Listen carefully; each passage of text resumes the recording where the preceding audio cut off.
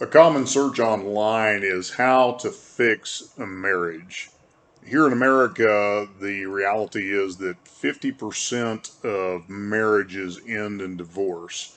And people don't want to enter into a marriage relationship simply to have it break and be another statistic.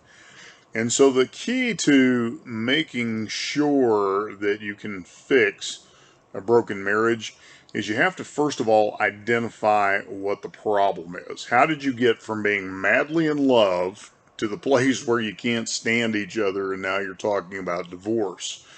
And what we find is most of the time that comes down to communication.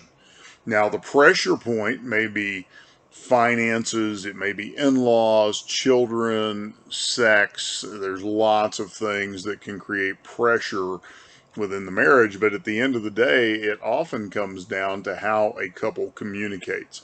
And so, the first step to fix a marriage is for you as a couple to communicate clearly on what is the underlying problem that you see.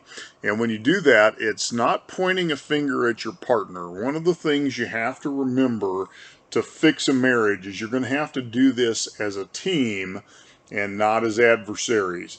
Adversaries fight with each other. A team seeks to beat their opponent.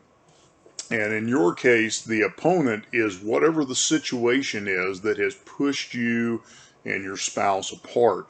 If you will take the time, and this is what I would encourage you to do, this is typically what I will do with a couple that I'm counseling, is I will tell them, go ahead and list out on a piece of paper the top three things that you typically fight about. And I'll do the same thing with the other spouse. Top three things you typically fight about. And what happens in that first counseling session, we will identify then what are those hot button issues we need to start working through. But here's my experience after 22 years of counseling couples. Most of the time, it comes down to poor communication and unreasonable expectations that have not been communicated. So it still comes back to communication.